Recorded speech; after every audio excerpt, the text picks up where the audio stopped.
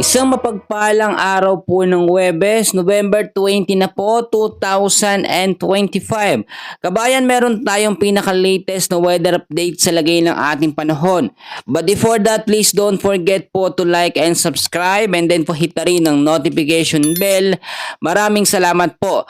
Meron po tayong banta ng sama ng panahon na paparating sa huling linggo po ng Nobyembre o November. Ito po ay nakikitaan ng kategorya na hindi naman magiging malakas na bagyo pero may tsansang maging bagyo. So aalamin po natin lahat ng mga detalye at yung weather system na nakakaapekto sa malaking bahagi ho ng ating bansa. Sa kasalukuyang update po natin, wala naman po tayong anumang bagyo na minomonitor po sa loob at labas ng ating Philippine Area of Responsibility. Pero meron tayong weather system na nakakaapekto. Meron tayong amihan, merong shoreline, merong ITCC, at meron pong easterlies na makakaapekto ngayong araw po ng Huwebes sa bahagi ho ng Cagayan, Apayao, Isabela, Nueva Vizcaya, at sa may Quirino. Kasama rin ang mga nearby areas o yung malalapit sa kanya.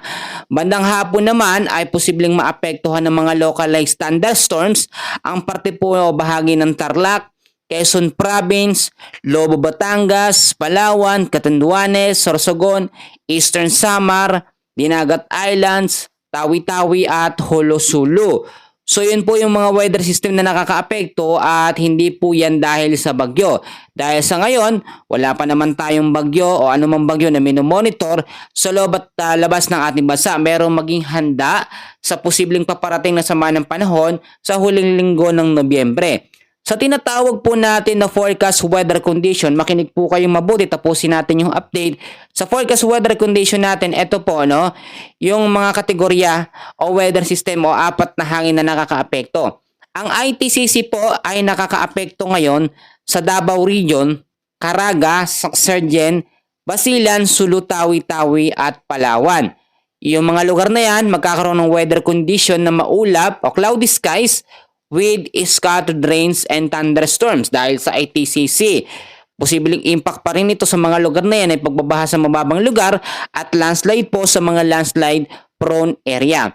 Sa area naman po ng Cordillera Administrative Region, kasama ang Cagayan, Isabela, Nueva Vizcaya, Quirino at Aurora, ay patuloy po makakaranas o weather condition dyan, cloudy skies with scattered rains and isolated thunderstorms dahil po sa shoreline. So ang shoreline ay salubungan ng malamig at mainit na hangin. So yung northeast monsoon at easterlies yung salubungan yan. So impact pa rin ito ay posibleng pagbabaha sa mababang lugar at landslide po sa mga landslide prone area. Kung sakali man, lalo na sa hapon na sa gabi, magkaroon po ng moderate to heavy rains anumang oras. So dapat po malinaw sa atin yan. Sa area po ng Quezon at Camarines Norte, patuloy po makakaranas din ng cloudy skies with scattered rains and thunderstorms dahil sa easterlies. So ano ba ang easterlies? Ang easterlies ay yung mainit or maalinsang hangin na nanggagaling sa karagatang Pasipiko. Yan yung sumasalubong dito sa northeast monsoon kaya nabubuo po ang shoreline. Sa Batanes area naman at Ilocos Norte ay patuloy din ang cloudy skies with light rains or mahinang pag-ulan dahil po sa amihan or northeast monsoon. Kung makaranas man ng mga pag-ulan ng area ng Batanes at Ilocos Norte, asahan nyo medyo malalamig yan. Possible impact pa rin ito ay pagbabaha sa mababang lugar at landslide po sa mga landslide prone area kung sakaling mas lumakas ang epekto ng northeast monsoon dahil nga po sa shearline kasi lumalapit o gumagalaw yung kilos ng shearline. Ang nalalabing bahagi naman po ng Mindanao na mga hindi ko nabanggit ay patuloy din makakaranas ng partly cloudy to cloudy skies with isolated rain showers or thunderstorms dahil po sa Intertropical Convergence Zone or ITCC. So ganun din, may mga tsansa pa rin ng pagbabaha sa mababang lugar at landslide po sa mga landslide prone area. Ang nalalabing bahagi naman ng Ilocos Region patuloy din na makakaranas ng partly cloudy to cloudy skies with isolated light rains dahil po sa north, Northeast Monsoon.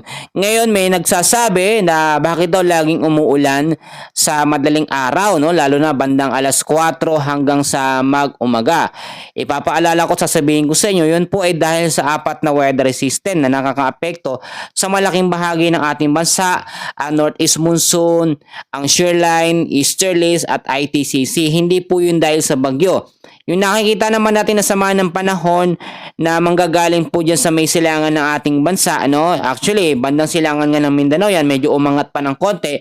At sa advanced weather forecast natin ay doon po siya dadaan sa pagpasok o papasok po ng Eastern Visayas. Nakikitaan naman niya na hindi magiging malakas na bagyo. Pero hindi pa rin tayo pwedeng maging kampante dahil may mga posibilidad pa rin na pwedeng mangyari o magbago sa kilos at galaw po ng sama ng panahon. Yung mga weather system naman na ating nararanasan ngayon, inaasahan din na by next week, no, ay mawawala na rin ang ibang epekto niya tulad na lamang ng ITCC. Sa ngayon ay medyo humihina na. Ang easterlies naman, medyo hindi na rin nagiging consistent ang lakas ng hangin niya. So may chance rin sa mga susunod na mga araw ay mawala na rin po yan. So ngayon, ang pinakapangunahing weather system talaga na malakas na nakakaapekto, lalo na dyan sa may bandang extreme northern Luzon, ay ang amihan or Northeast Monsoon. Pero sabi nung iba, hindi pa raw malamig, no? Pero kung mapapansin nyo, lalo sa hapon, pag umihip ang hangin, madadaman nyo na yung simoy po ng Pasko.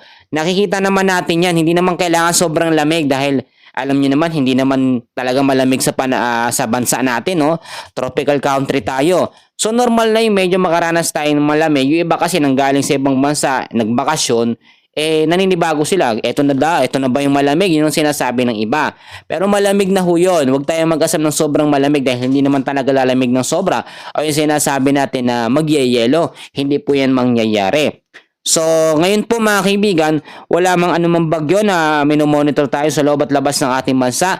Maging handa tayo sa mga posibilidad na pwedeng mabuo na sama ng panahon. At ipapaalala ko, ang susunod na bagyo na mabubuot papasok sa loob ng ating bansa ay tatawaging bagyong Berbena. So, may mga nauna na nag-update na mayroong bagyong Berbena pero syempre hindi pa naman yan nabubuo.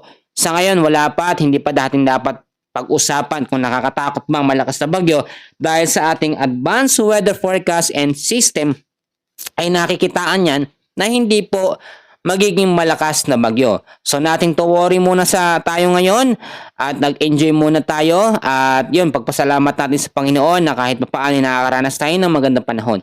Yan muna ang update natin sa ngayon and please don't forget to like and subscribe para updated ka sa ating Weather Finas channel. Maraming salamat po.